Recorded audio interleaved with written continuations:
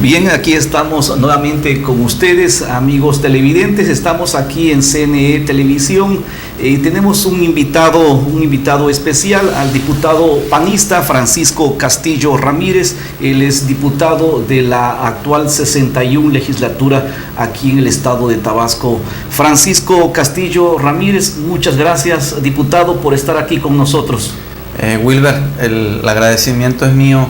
Yo quiero felicitarte por este esfuerzo que estás haciendo con este medio de comunicación, que sabemos, y además lo hemos platicado, la tecnología de la información es en sí mismo representa el futuro del desarrollo de un estado como Tabasco y del país, y has tenido la visión de aprovechar esta coyuntura que se da a través de los medios de comunicación para tener y crear un mecanismo de comunicación, un canal de comunicación directo, no nada más con gente que nos ve en este estado, como es la limitación normal que pueda tener una televisora de señal abierta, sino que puedes tener comunicación con gente que incluso nos ve en otra parte, en otros países del mundo. Entonces es importante, y pues agradecerte que siempre en tus programas estás atento, estás muy pendiente y te interesan mucho por los temas trascendentales para el estado de Tabasco.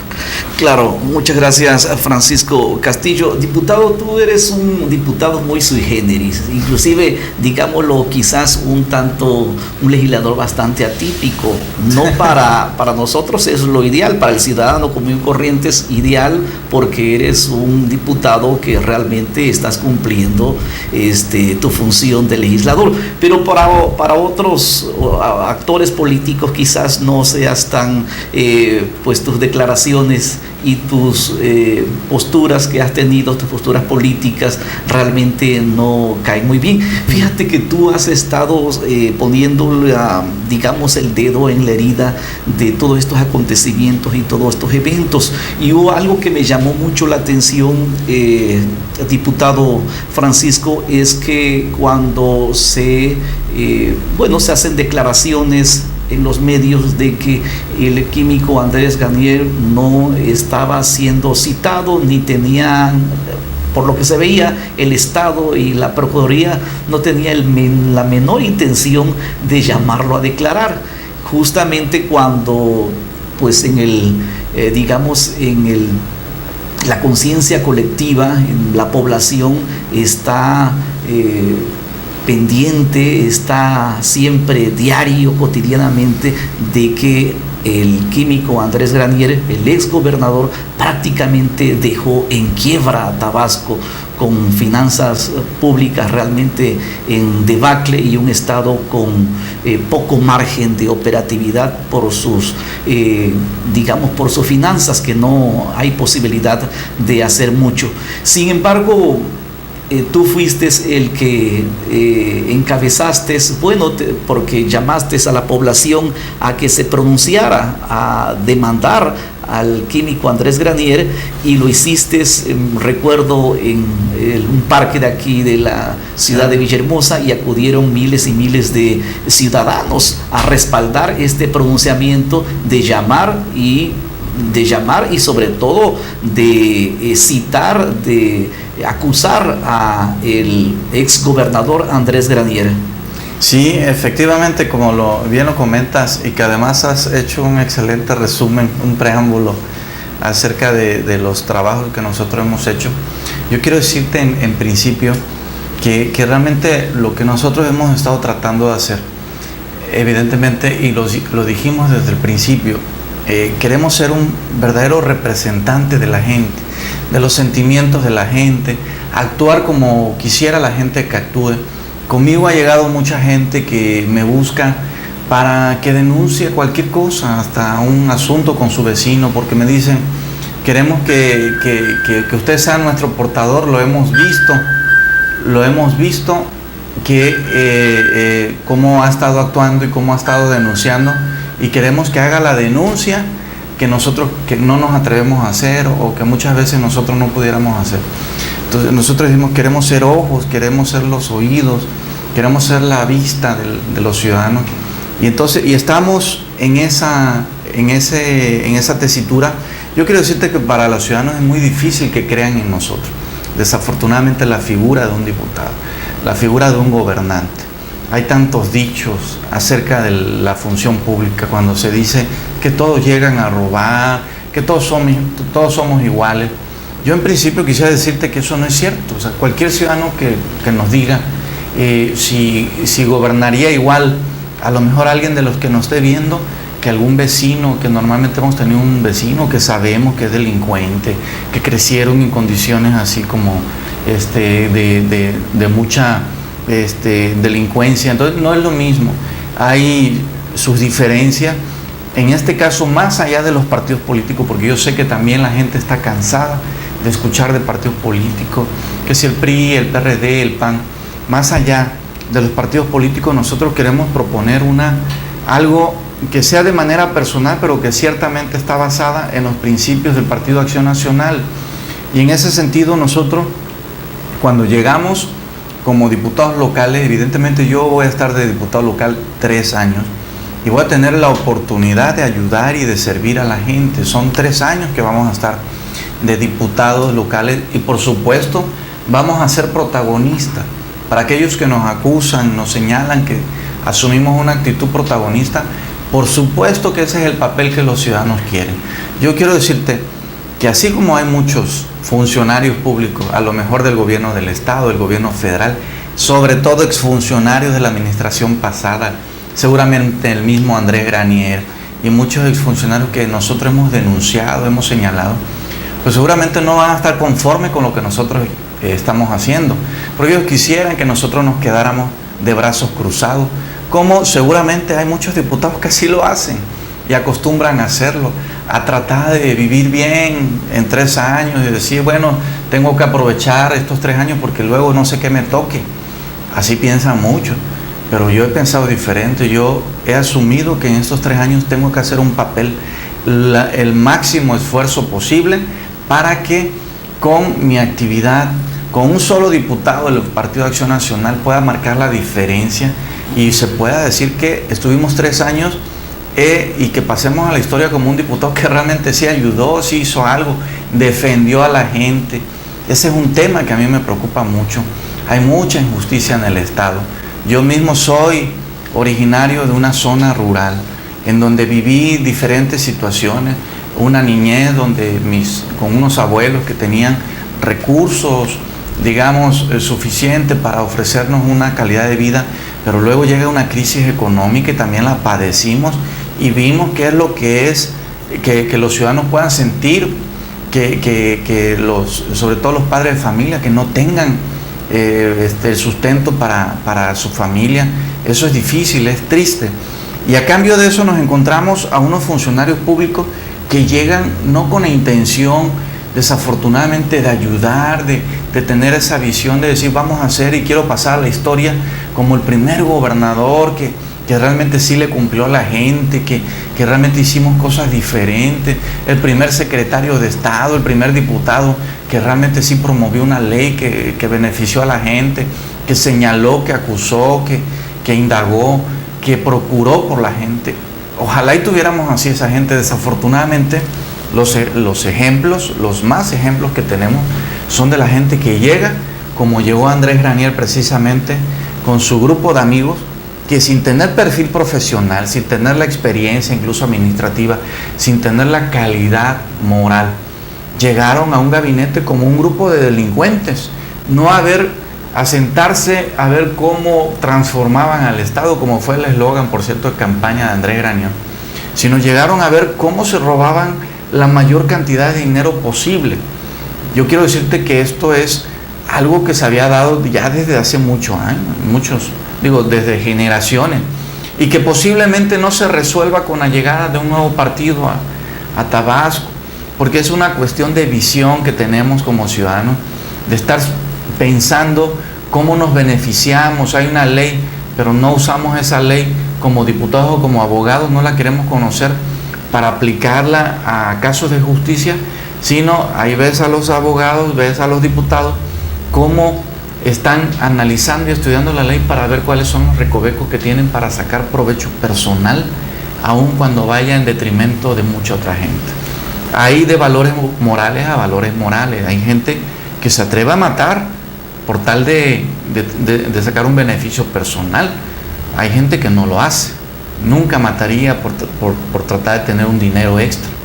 Hay gente que se atreve a robar, pero también hay gente que no se atreve a robar. Hay de todos. Entonces, desafortunadamente, por el sistema político que tenemos, pues muy probablemente alguna persona que estuviera acreditada su calidad moral y tuviera antecedentes de que realmente permitieran deducir que esa persona va a llegar a ser un excelente gobernante, posiblemente no tenga ni la oportunidad de serlo por el hecho de pertenecer a un partido minoritario o por el hecho de no tener o no participar por medio de un partido. Y ahí vemos estructuras como la del PRI, como la del PRD, que aunque pongan a un delincuente, a veces han puesto delincuentes probados. Yo te puedo decir que el caso de Luis Felipe Granja estuvo a punto de ganar la elección en el municipio de Centro, cuando estaba probado que cuando fue secretario de Salud había desviado 180 millones de pesos, que era para medicamentos, que era para aparatos de médicos, que era para contratar médicos, que era para mantenimiento del hospital. 180 millones de pesos que eran del recurso de la federación, que venían por parte del programa Oportunidades, y se acreditó y no pasó nada. Al contrario, estuvo a punto de ganar una elección, donde eso quiere decir, porque el que ganó de parte del PRD, pues ganó por un margen pequeño comparado con la acreditación que había de parte del otro señor, de todo el daño que le había hecho al pueblo de Tabasco. Entonces, claro, eso también habla de que en el fondo del asunto hay un problema de conciencia. Yo estaba viendo en un medio de comunicación importante una encuesta que sacaron de preferencias electorales en estos tiempos. Entonces resulta, según dice la encuesta, que si en estos días fuera la elección, el partido que ganaría sería el PRI. Entonces, ¿de qué te habla eso? De que ciertamente hay mucha gente que está cambiando, hay mucha gente que tiene una nueva visión, hay mucha gente que está preocupada, pero también habemos desafortunadamente muchos ciudadanos. Hay muchos ciudadanos que no están preocupados por eso, que no les interesa tener un gobierno honesto, que ellos piensan que la diferencia entre un gobierno honesto y un gobierno corrupto es nada, que todos los que vienen a sacar provecho personal y económico, que todos son iguales, y que en todo caso, dicen ellos, pues por lo menos que me toque un poquito, ¿no? Entonces, yo he escuchado comentarios, por ejemplo, de los 88 millones de pesos que se están confiscando a estas personas, que se encontraron, el hallazgo, y hay mucha gente que dice, no, es que ese dinero lo deben de repartir entre todos, ¿no? Pero sin embargo, dense una vuelta en los hospitales. Yo espero que los ciudadanos que nos están escuchando no tengan la necesidad de ir a un hospital público aquí en Tabasco, porque seguramente saldrán llorando en algún momento. Si llevan a un familiar, saldrán llorando de la desesperación, como he visto llorar personalmente a mucha gente que no tiene para la medicina, no tiene para el estudio, no tiene. Los médicos de esos propios hospitales les sugieren que se vayan a un hospital particular, porque ahí no encuentran los implementos para poder hacer el estudio, hacer la operación, hacer la curación necesaria. Entonces, mucha gente está perdiendo su patrimonio, por ejemplo, en el sector salud, pero tal pareciera que ese tema no es importante. Yo no veo una manifestación social. Tú mismo has denunciado inclusive varias ocasiones algunas irregularidades, y ayer o antier denunciaste justamente a la titular de Desarrollo Social aquí en el estado, Mónica Fernández Balboa, donde prácticamente en el primer trimestre, bajo el rubro que se conoce de gastar este dinero, claro, de invertir este dinero, fueron 54 millones y evidentemente dices tú que solamente se erogaron 4 millones de pesos sueldos de salario. Y que según tengo entendido has expresado que lo demás es justamente para ahorrarse, ¿no? Así lo señalaron. Sí, sí, mira, ¿qué fue lo que denunciamos hace 2 días? La Secretaría de Desarrollo Social del Estado de Tabasco, porque también hay una SEDESOL a nivel federal, que estoy seguro que debe andar por la misma situación, pero la Secretaría de Desarrollo Social informa en su página de internet del primer trimestre, informa que tenía un recurso para gastar que oscila en los 54 millones de pesos. Es decir, tenía un presupuesto para gastar en evidentemente obras, servicios, algún tipo de apoyo, programas de beneficio social, por el orden de los 54 millones de pesos.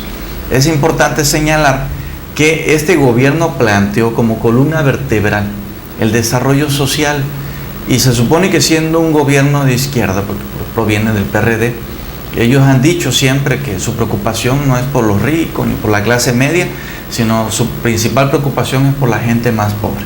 Bueno, la Secretaría de Desarrollo Social se supone que tiene como función principal velar por la gente más pobre, la gente que vive en zonas marginadas, la gente que vive en condiciones difíciles.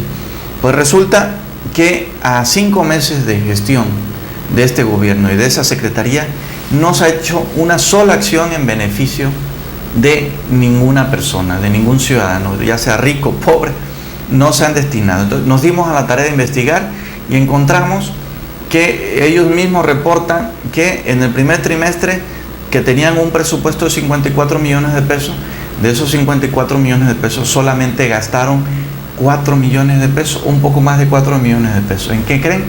En sueldos, salarios y gastos de oficina. No gastaron nada en obras, en programas, en algún tipo de apoyo. No gastaron nada de eso. Entonces eso se llama subejercicio. Eso además está prohibido por ley, porque se supone que para eso programan el apoyo.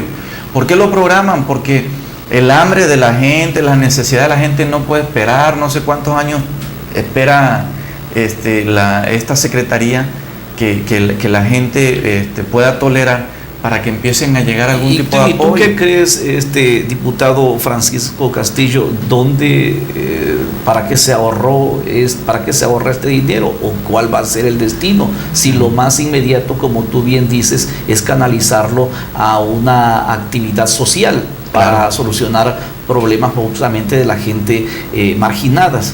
Sí, y sobre todo que estamos en un momento, todos los tabasqueños sabemos, y lo han dicho los propios gobernantes de este estado, que la administración pasada dejó en quiebra al estado, y que entonces estamos atravesando la crisis, quizás la crisis más aguda que se haya vivido en Tabasco.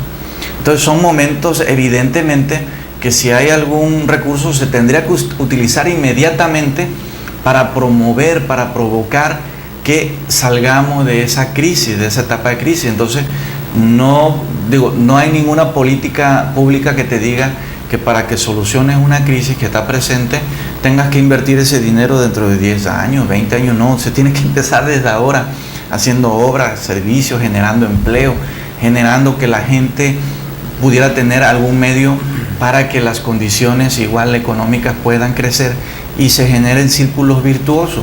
Bueno, entonces, en primer lugar, esto no es ahorro, esto es subejercicio y está prohibido por ley. Sin embargo, yo he escuchado las declaraciones que han hecho las propias autoridades en un comunicado que sacaron para tal efecto, y resulta que ellos dicen que bueno, que realmente están ahorrando dinero. Entonces yo les digo, desafortunadamente el gobierno no es banco, no tiene el fin del gobierno no es ahorrar, invertir recursos para que genere intereses. No, el fin del gobierno es promover obras y servicios de manera inmediata para que la gente pueda tener algún beneficio que le permita salir a ellos y por ende al Estado adelante. Entonces, pero aparte de esos 50 que señalamos que son 50 millones de pesos, imagínense cualquier enfermo que esté en el hospital y que va y que resulta que no le pueden hacer el estudio de tomografía porque el tomógrafo está descompuesto, y porque le dice el encargado del tomógrafo que está descompuesto porque no hay recursos para mandarlo a componer. Y imagínense una persona que llega grave con su bebé y que resulta que le dicen que no hay los aparatos para hacerle la operación que necesita para salvarle la vida, porque no hay recursos para comprar esos aparatos. Y que se entere ese ciudadano que en la Secretaría de Desarrollo Social hay guardados 50 millones de pesos, que no lo han querido utilizar, porque a lo mejor eso genera algún ahorro, genera algún interés que lo puedan aprovechar más adelante. ¿Ustedes creen que eso es normal, que eso es lógico? No es lógico. Hoy en día mucha gente se está muriendo en el Hospital Rovirosa, en el Hospital Juan Gran, en el Hospital de la Mujer. Los derechohabientes del ICET ni siquiera tienen derecho ahorita a medicina. Y resulta que todavía esta gente se atreve a decir que están ahorrando el dinero. Entonces, pero aparte de esos 50 millones de pesos que nosotros planteamos, resulta que el gobierno en su estado de situación financiera señala que el ahorro que tienen son 37 millones de pesos. Y entonces nosotros decimos, bueno, si son 54 millones de pesos y dicen que se gastaron 4 millones de pesos, entonces no son 37 lo que les quedan, son 50 millones de pesos. Entonces, ¿dónde quedan esos 13 millones de pesos? En el comunicado que emite el gobierno del estado el día de hoy, no aclara dónde quedaron esos 13 millones de pesos que nosotros estamos señalando que hay de diferencia. Entonces, hay muchas cosas. O sea, esto se une, diputado Castillo, también a otra supuesta irregularidad en el ICET con el titular Agapito Domínguez Lacroa, cuando hace también presupuesta y se gasta cerca de 32 millones de pesos para adquisición de medicamentos, pero lo hizo a través de una medida express, ¿no? A través de una compra express, no considerando los mecanismos administrativos y regulatorios que tienen que hacerse para la compra de estos medicamentos, sino se fue realmente por una vía fast track, ¿no? Sí. Mira, y además no se sabe cómo a ciencia cierta hasta ahora, sí. no se sabe a ciencia cierta qué cosa es lo que pasó. Sí, y además me recuerda, con todo respeto para mis compañeros diputados, que tal pareciera que estuviera así como dando un grito en el desierto, porque yo a veces veo pues a los demás actores políticos. Yo digo, no, ¿qué pasa que no están pendientes de estos temas, ¿no? El tema, por ejemplo, de la salud es un tema muy delicado en Tabasco. Todavía hay un colapso formal del sistema de salud, en donde cualquier persona que acuda a un centro de salud, que acuda a un hospital, y en el caso del ICET que tú bien tocas, pues cualquier derechohabiente al ICET sabe que las condiciones en ese hospital pues realmente son como nunca graves, pues. Entonces, sin embargo, vemos que se supone que este gobierno iba a actuar de manera diferente, y ese fue el compromiso. Además hubo un compromiso y por eso mucha gente votó por este gobierno. Pero resulta que llega y este nuevo director se le ocurre que puede comprar 32 millones de pesos a una empresa X, además una de las cuales de esas empresas había sido inhabilitada ya por la Secretaría de la Función Pública Federal. Y aún así ellos decidieron comprarle de manera directa 32 millones de pesos. ¿Por qué está prohibido eso? ¿Por qué la ley pide que se hagan licitaciones cuando son cantidades mayores?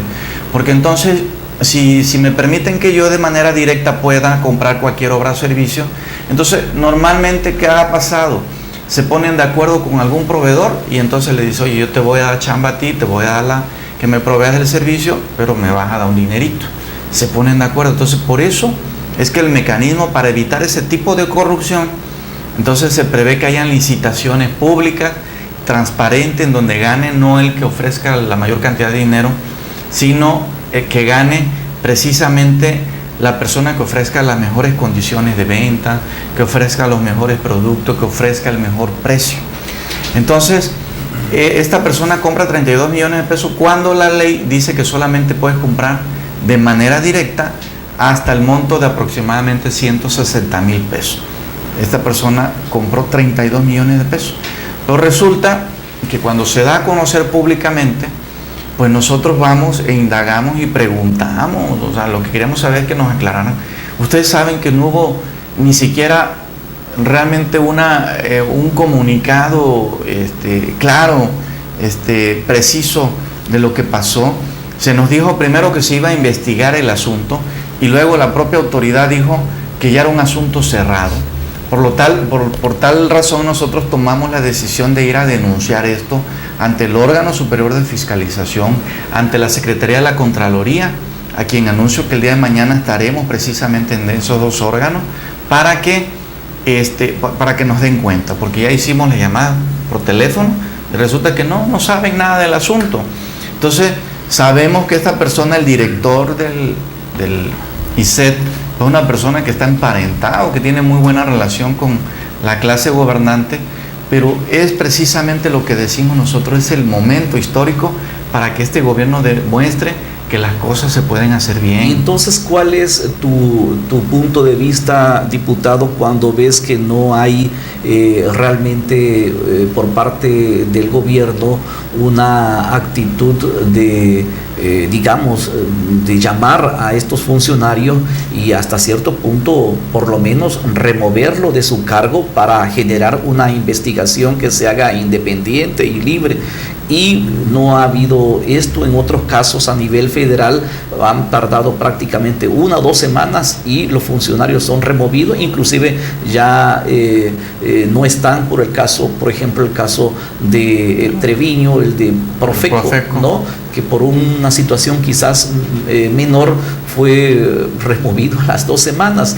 ¿Qué te da entonces de parte de aquí, de la titular de Desarrollo Social aquí en Tabasco y por otra parte también del titular de el ICET, donde se han cometido estas, hasta cierto punto estos supuestos ilícitos, pero no ha habido nada? Y lo que me da a entender, diputado Francisco Castillo, es que solamente es un comunicado y ese comunicado es realmente la solución del gobierno.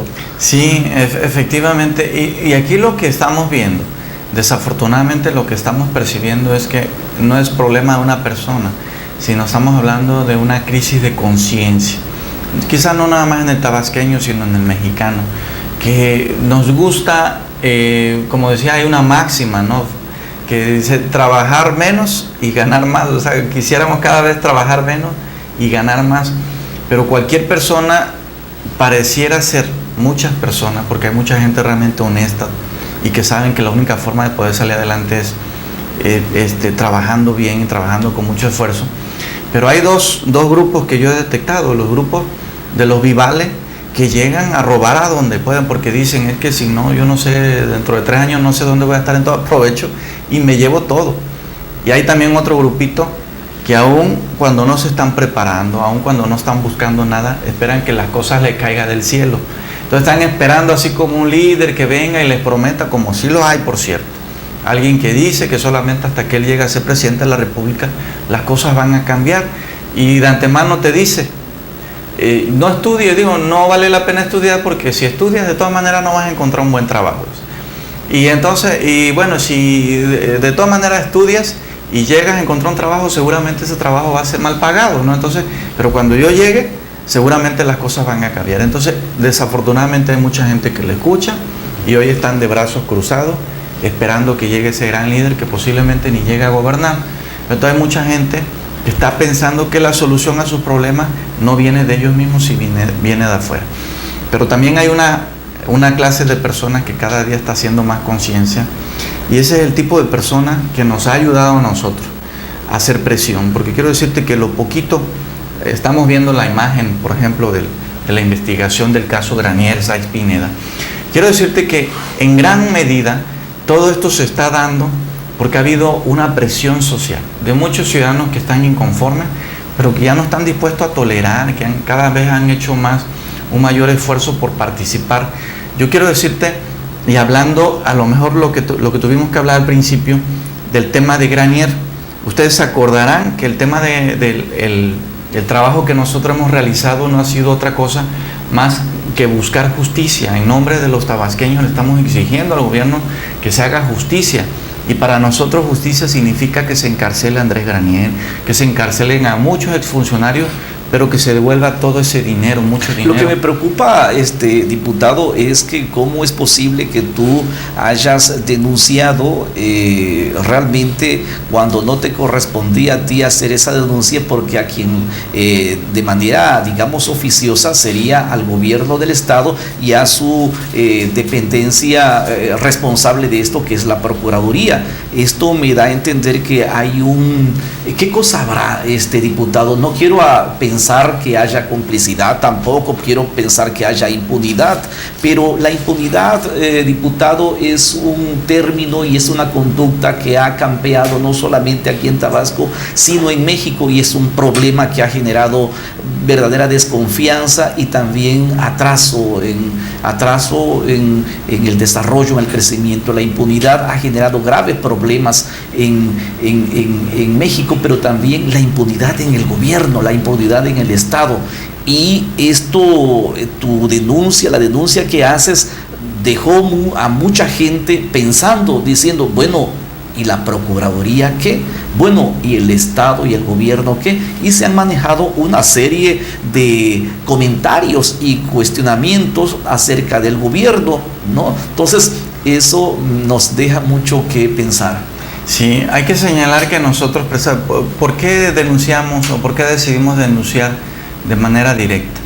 Porque nosotros, cuando fuimos enterados de que el gobierno del Estado planteó una serie de denuncias en contra de algunos exfuncionarios, pero fue el propio Procurador General de la República, Jesús Murillo Caram, quien manifiesta que en la denuncia no venía el nombre del exgobernador Andrés Granier, quien había sido el principal, la cabeza del gobierno anterior.